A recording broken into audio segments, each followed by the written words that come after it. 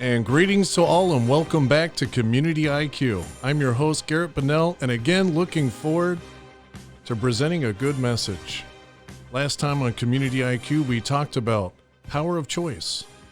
We talked about a mindset and how important that is to be an overcomer. It all begins in the mind.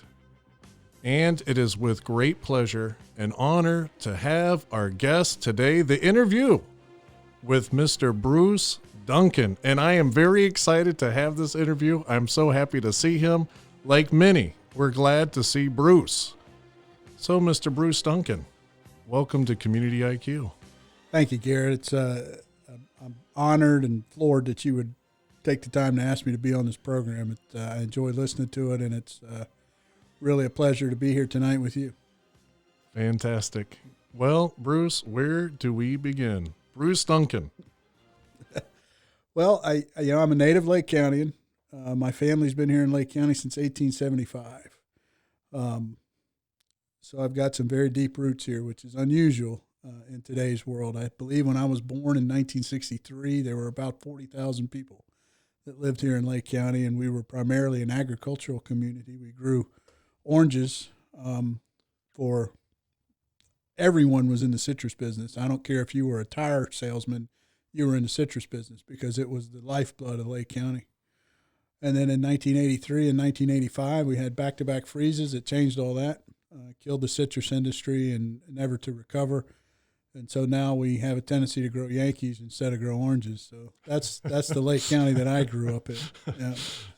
I had a mother and a father that were always present in my life. I had grandparents that lived down the street from me. I had aunts and uncles and cousins that were all around me. There in downtown Tavares is where I grew up.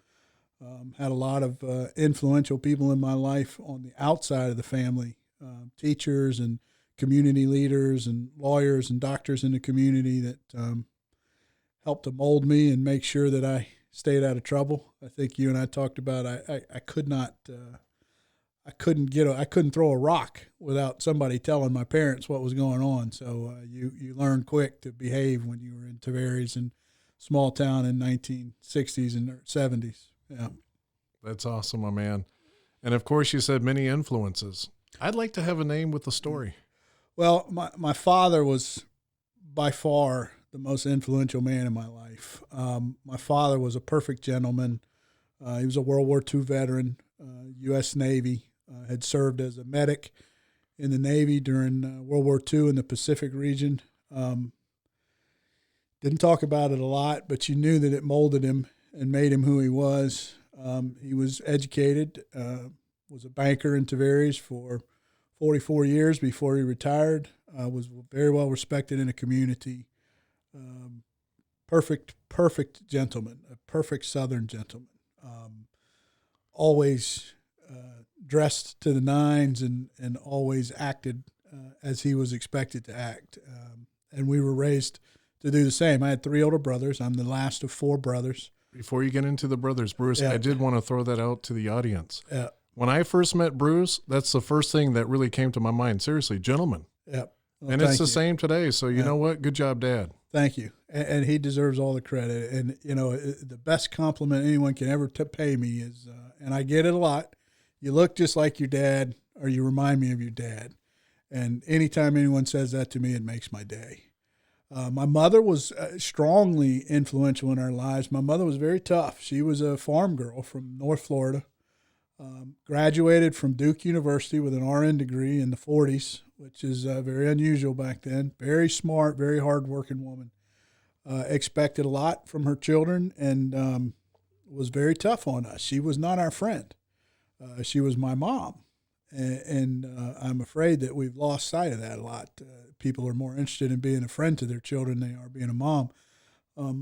So she drove us pretty hard. All 4 of my brothers, we all have a doctor's degree in some way, shape, or form. Juris Doctorates, Doctorate of English, Architecture, Divinity. So we are all, she expected us to be educated. There was never a doubt that you were going to college when you grew up in my house. Yeah. That's awesome. And by the way, 3 brothers? 3 older brothers, right? One of them's 13 years older, another's 11 years older, and another one's 6 years older, so they're much older than I.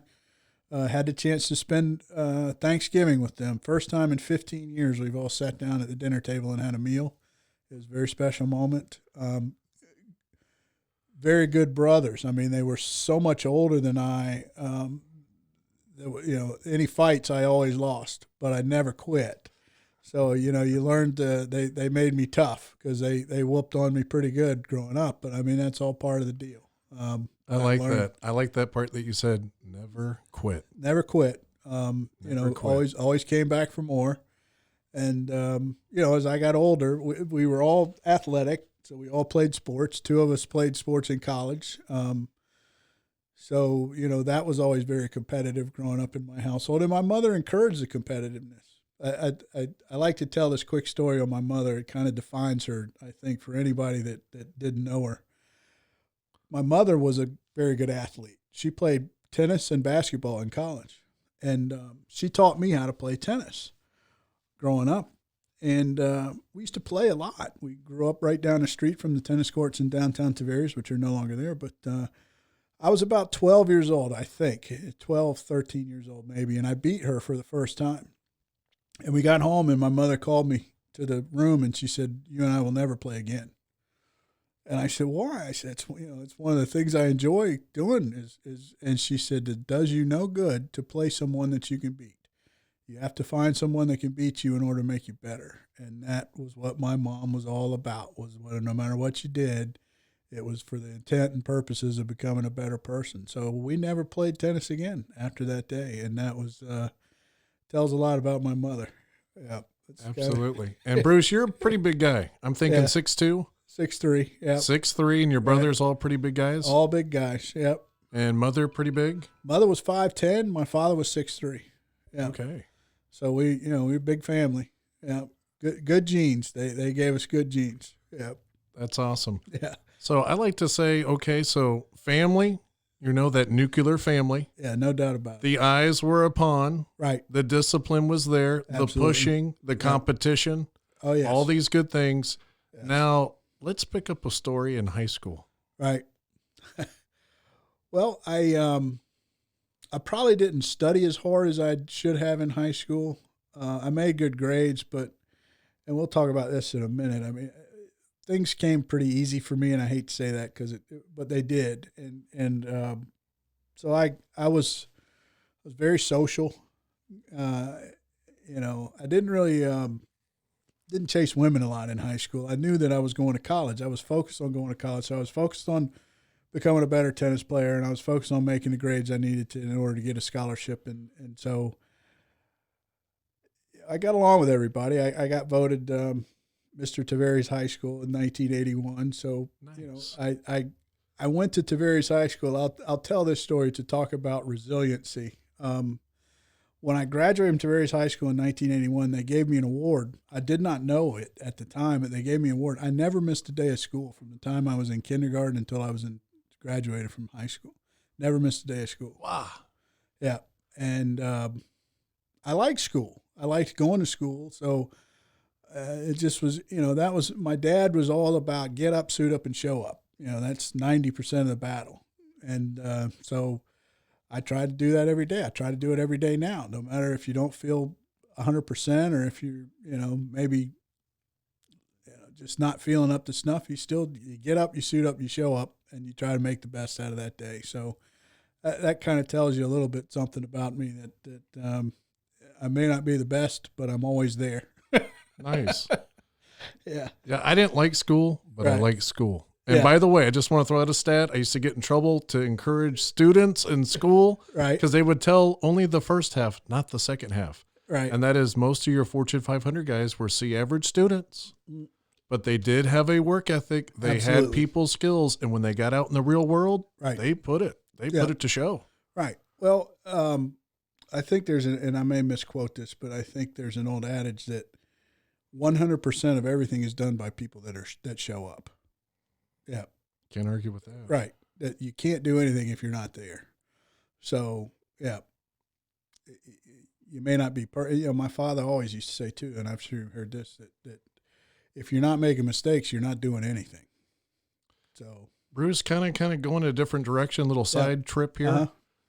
What do you think the best way to get anybody to participate? I think Volunteer, participate, to be involved, right. to be, to show up. Well, I don't know. I mean, I wish I had an answer to that question. I can tell you that, we were always told the greatest things you do in life are the things you do for others.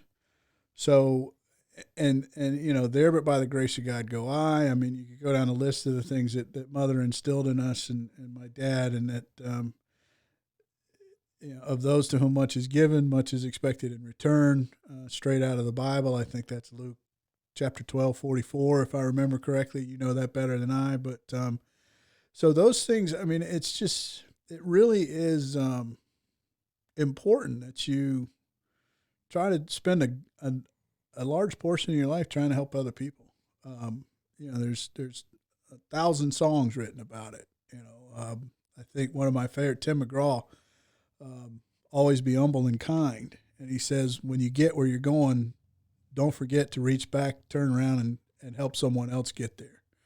And that's another way of saying that, of those to whom much is given, much is expected. And my mother always told us we were blessed, and we had good genes. We had a family. My parents not only encouraged education, but they worked hard so they could pay for our education. And so my mom always said, look, son, you've been given a lot, and you need to give a lot. And so that was something that was instilled in us as a young age. I mean, I think that I never got as much satisfaction out of personal accomplishments as I did out of helping someone else accomplish something. I mean, that's absolutely positively true.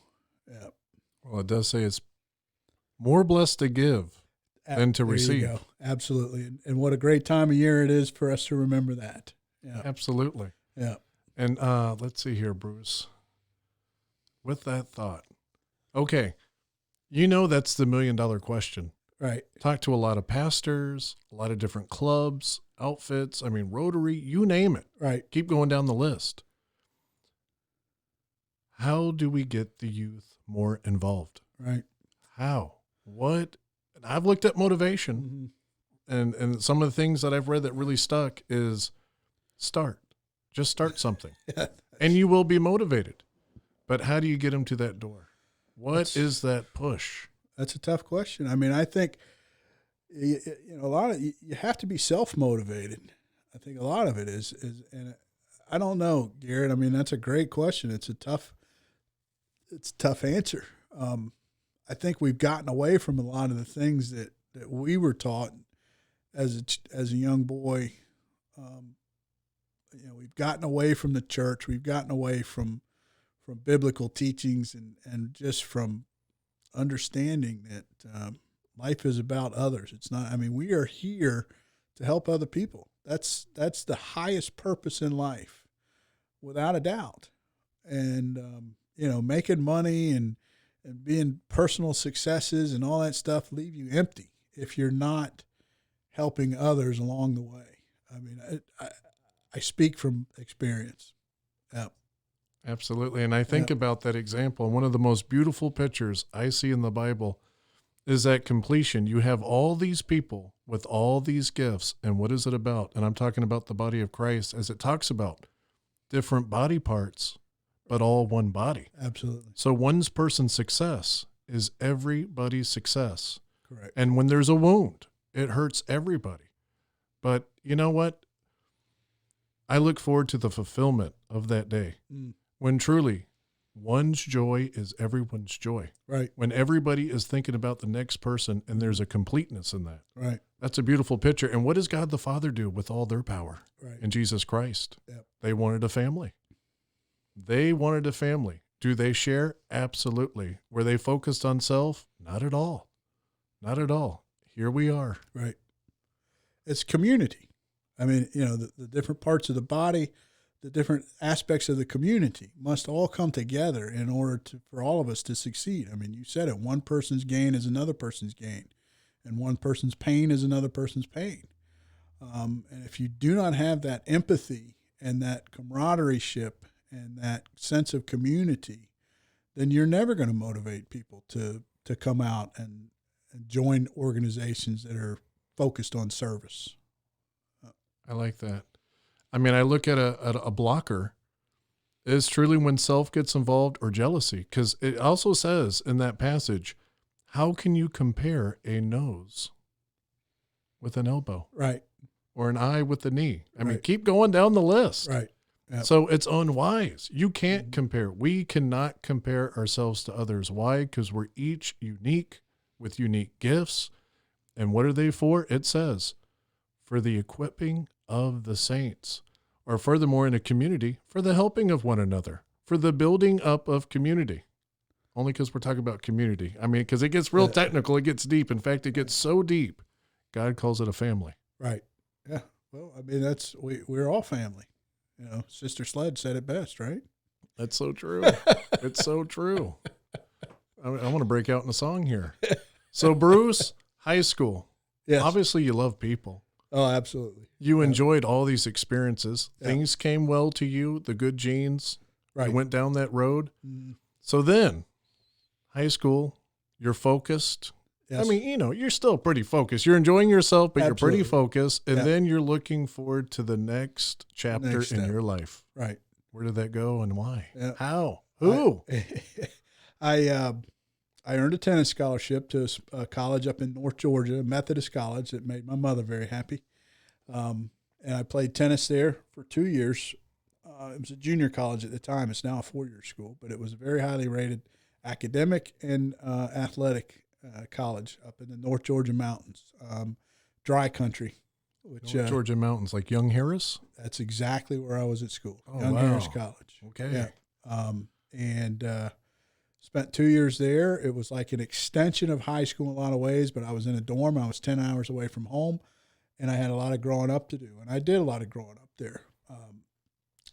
I transferred from there to the University of Florida, where I completed my degree in political science in 1985. So I graduated high school in 81. Young Harris, I graduated in 83. University of Florida in 85. And then I went to law school at Florida State University. And graduate from there in 1988. I tell you, this is my father's sense of humor. We grew up Gator fans. We were, locally. Florida was an ag school. We were from an ag community, and we had a lot of ancestors that graduated from University of Florida, so we were Gator fans. So I made the decision I could have gone to Florida, and I had several choices of law school, and I chose Florida State because it was in the capital. You could watch the legislature. You could, observe the Supreme Court. There are tons of lawyers in Tallahassee, as you can imagine, and so I had an opportunity to work while I was going to school in the law profession and really learn what being a lawyer was all about. So I made that decision, and I can remember knowing that it was not going to be an easy thing to tell my father. So I waited one day for him to come home, and I saw him pull up in the driveway, and I went outside, and I said, "Dad, I need to talk to you." And he, oh Lord, here we go. What's this one? And I said, I made a decision as to where I'm going to go to law school. And I said, I'm going to go to Florida State University. And I explained to him why, all the reasons I just told you. And I said, well, that's sound reasoning, son. I just don't know who's going to pay for it. Whoa.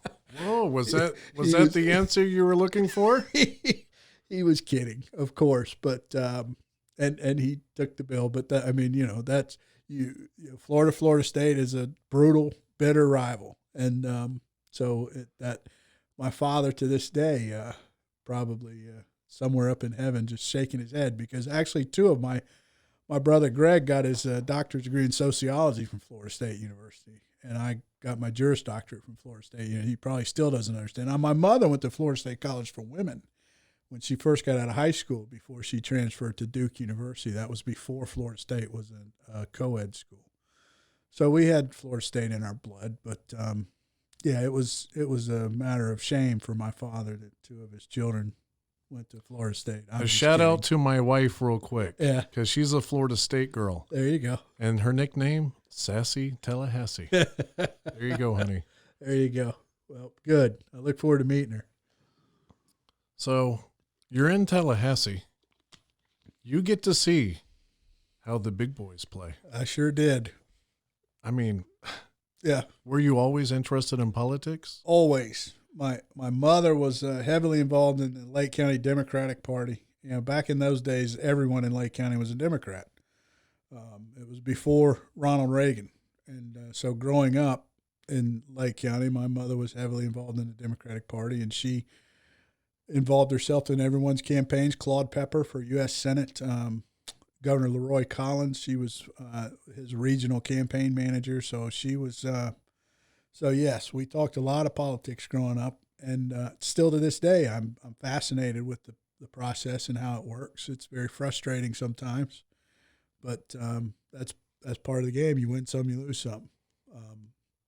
But there's an old Winston Churchill quote. I believe he said, "When I was 18, I was a liberal because I had a heart. By the time I was 30, I became a conservative because I had a brain." So, I think we all go through a liberal period in our life. If I only had a brain. Yeah, if I only had a brain. Yeah, but anyway, so I became a Republican. Thank you to Ronald Reagan, and also when I started paying taxes, I realized that this whole Democrat thing is not what it's all cracked up to be. But I've been a Republican for most of my life, and not that I haven't voted for Democrats in the past, just not very many of them. Yeah. I got you. So you were a young man having these experiences. Absolutely. Yeah. So at what age did you know that you wanted to go into law? There used to be, my mother used to say that when I was 12 years old, she was washing dishes. I came in the kitchen and said, "I'm going to be a lawyer." I had a lot of family members that were lawyers, uncles. Downtown Tavares, Duncan and Duncan law firm right next to the courthouse in Tavares. So I grew up around lawyers, and I always knew that there was an opportunity to help people. It really, really is. And so I knew at a young age I wanted to be a lawyer, and I never strayed from that. I mean, I went, as I said, straight out of high school, straight to college, straight to law school, no breaks. At 25 years old, I graduated from law school, passed the bar exam. Well, Bruce, I wanted to get back to that. Uh-huh. Can you give people an inside scoop? Because, you hear a lot of jokes about lawyers, and I have good friends that are absolutely good lawyers that have helped out many family members and not charged them. Give people an inside look of really what law is about. When you get into that world, of course, like anything, you're going to have good guys and bad guys, but really that world, is it built upon principle? It is, and 90% of the lawyers that I've known in my life are really good people. If you look at your community and look at the boards and committees and the people that serve on those boards and committees, they are inundated with lawyers who are giving back to their community, if not with their time, with their money. And most of the lawyers I've known in my lifetime are good people. Certainly, just like any other profession, there are bad apples. But lawyers, it's a tough profession because you never see anyone, I say never, rarely do you see someone come to you when things are going well. The only time they come to you are when things are going tough in their life. And so you cannot help but take that upon yourself. And so it becomes difficult sometimes to do it. But the challenge of helping people out of tough situations is rewarding. It can be financially rewarding, no doubt about it, but it is also spiritually and emotionally rewarding as well, if you do it the right way. And helping people get through the bureaucracy, which is primarily the type of law that I practice, land use and government law, because it's tough to get through that. And I had the pleasure of helping people get through that. I enjoyed that aspect of it very much. Now, when you're going to law school, what were some of those things that opened your eyes to law? Like maybe even some foundational things that really they wanted everybody to take away from law school. A true love and understanding of the Constitution, I think, is essential. And I took constitutional law classes at Florida undergrad as a political science major. I focused on constitutional law and the aspects that the Constitution has, the Bill of Rights, all that good stuff, and how that applies to the law and where the law comes from. The Magna Carta was the first attempt by man to establish his human rights. And it came out of England, and it was they were tired of the monarchy, and they came to the monarchy and they said, we've had enough. We're not going to put up with this anymore. We have a right to own our own land. We have a right to farm our own land. We have a right to vote and elect our representatives. We have a right to be represented with the taxes that you're charging us. All of these things that are basic human rights. And the citizenry went to the monarchy, and they sat together for weeks upon weeks in England and a marsh and hammered out the terms of the Magna Carta. And if you look at them, they are very similar to the United States Constitution. And so, in the 1770s, the United States citizens who had moved here from England primarily said, hey, we expect the same thing over here. We don't need King George over here. We don't need the monarchy. And these are our human rights, and we hereby declare our independence. And here's our Constitution. And it's a beautiful document. It really is. And if interpreted with its intention, it's fantastic. It truly is. It's probably, the Magna Carta is pretty amazing, but the American U.S. Constitution is the Magna Carta improved, is what it is. And Bruce, what would you say is what makes that baby truly work? What is the glue that makes it all work? Well, interesting.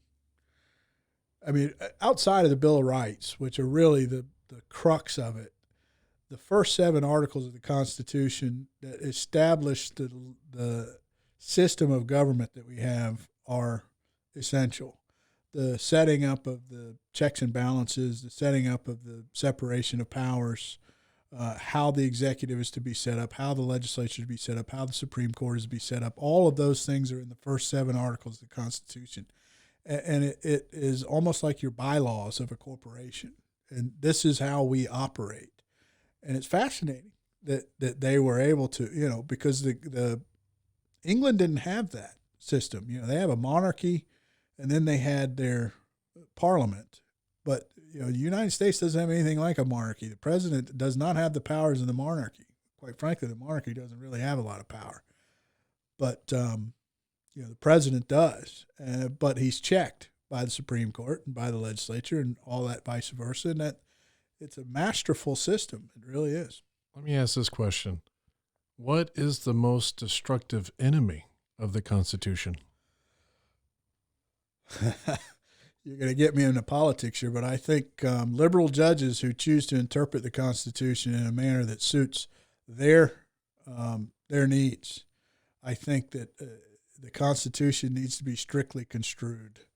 Our founding fathers had a solid foundation, or laid a solid foundation upon which to build this country. And as we have over the years begun to crack that foundation with judicial interpretations of the Constitution that have weakened us as a country, I truly believe that. I think that's the biggest threat. Yeah.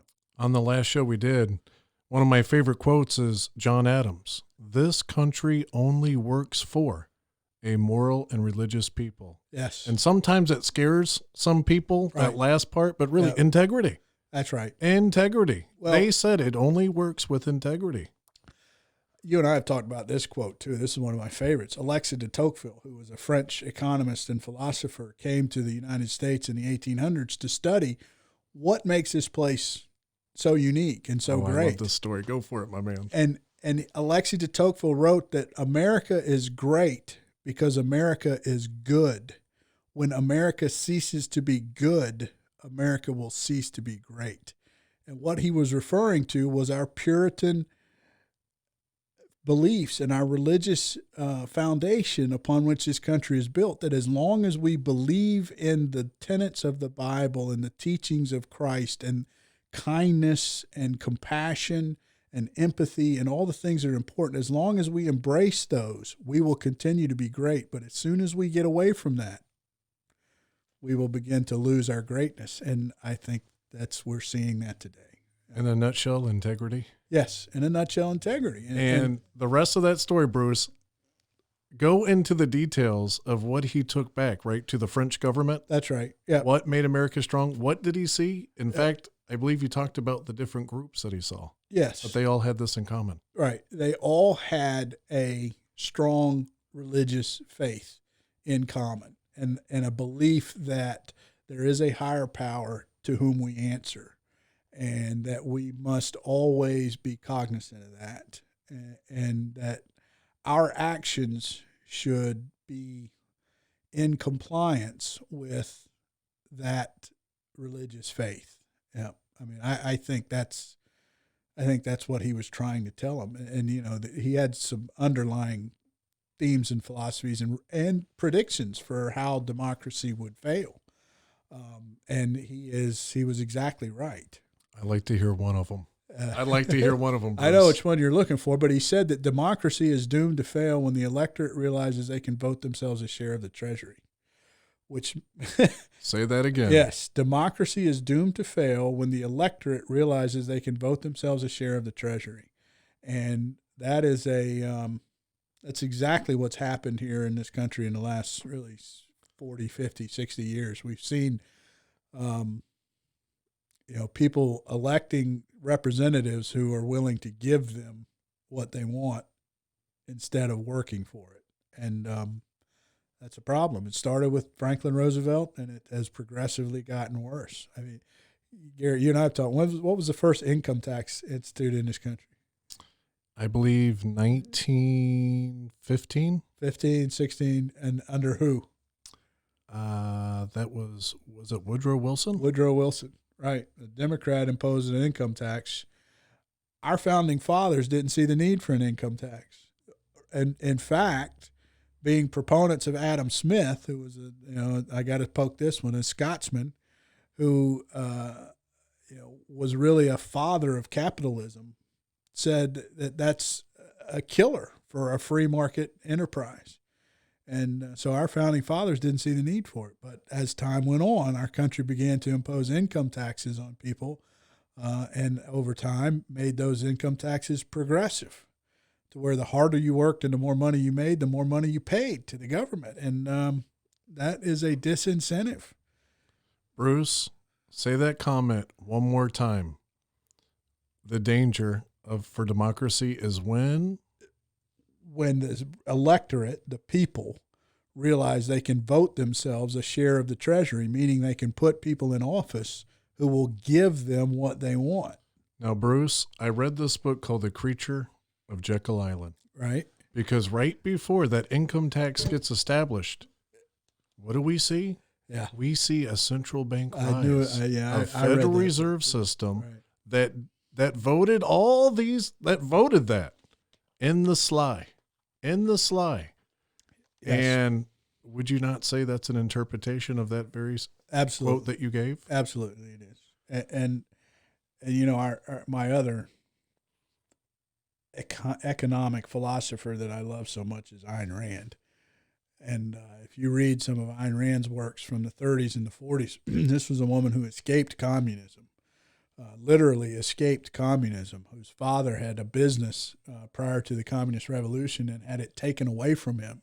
They had a very comfortable lifestyle and then suddenly found themselves in bread lines in the Soviet Union, and she managed to get out with his help. She got out and came to America and spent her entire career trying to tell us about the evils of socialism and communism, and wrote Atlas Shrugged, which is a Bible for really anyone who is a true free market capitalist and believes in entrepreneurship. Yeah. Now, I remember founding fathers making quotes warning about the danger of central banks. Yes. Why is that, Bruce? Yeah. Well, I mean, Jefferson and Hamilton, went on and on about that with each other. Jefferson's one of my favorite. A government large enough to give you everything you want is big enough to take it all away. And so the more government agencies and the more reliance that the people have on their government, the less stable the country becomes, because at any given moment, the government could come and take all that away from you. And if you're not capable of self-sustaining, then you run the risk of severe consequences from that. Yeah. See, my mind goes to balance of power. Balance of power. And I think about the three branches of government, but then I think about a fourth. Yeah. We the people. We the people. Is there today, in your opinion, truly a balance of the people and government? No, I don't think so. And I think we've let it go. I mean, you said it. We really have the power because we have the power to elect the representatives that will do the things that we want them to do. And if we continue to not exercise that power, then we get what we ask for, or get what we deserve. And when I take a walk in history, many times, and this was kind of on that podcast, Calling Good Evil, kind of touched on it, but I should be more bold, be more direct. Yeah. Where you actually have men that know exactly what they're doing and how to take advantage of the people and don't want the people wise to it. Oh, absolutely not. I mean, yeah. Has it changed much? No, unfortunately not. And you hear the term sheeple a lot, that, you know, they will follow the shiniest object, and regardless of substance. And unfortunately, a lot of that occurs in politics. I want to encourage everybody listening right now.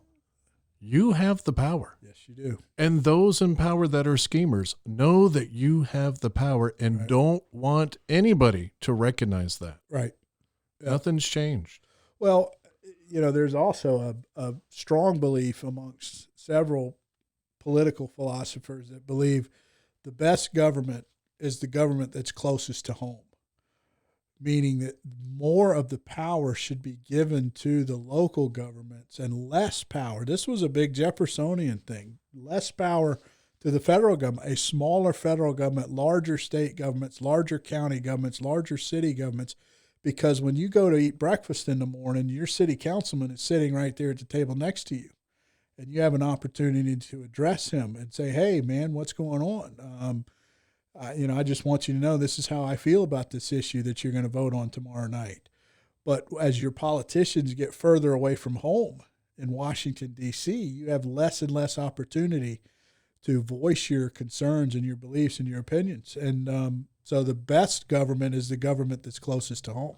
Good old-fashioned accountability. Absolutely. Looking in the eye and saying, absolutely. I know you. Yeah. You know me. Right. Are you doing the best you can? Yes. Yeah, absolutely. And, you know, it's easier to affect your local government because you got less people. You know, when you need 80 million votes to become president of the United States, or you need 800 votes to become a city councilman, it's easier to manipulate your city council than it is to manipulate the president of Washington, D.C. But I like what you said, Bruce, because I think your first experience, and it should be all of our first experience in government close to home, is that family. Right. Oh, yeah. I mean, isn't that where it all starts? Absolutely.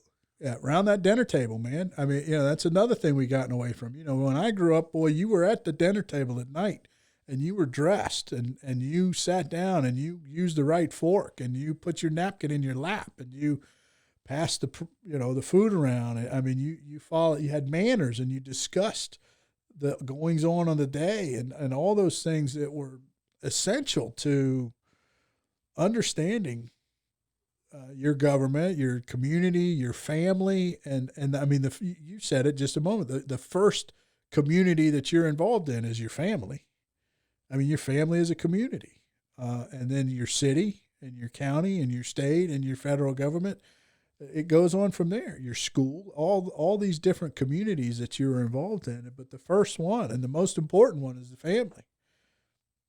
Yeah, I mean, you know, there is no doubt that family is the most important thing in your life, and any idea to the contrary, I would argue till I'm purple that the family is the most essential aspect of your development. So there is a place for dictatorship. Oh, yeah, man. I mean, I said it a moment ago. My parents were not my friends. You know, I loved them dearly, and I knew that I was loved. But, you know, if I did wrong, and there was no, there was punishment. There were consequences for your actions and your choices, as you like to say. You know, you make a choice. We all make choices. We make hundreds of choices every day.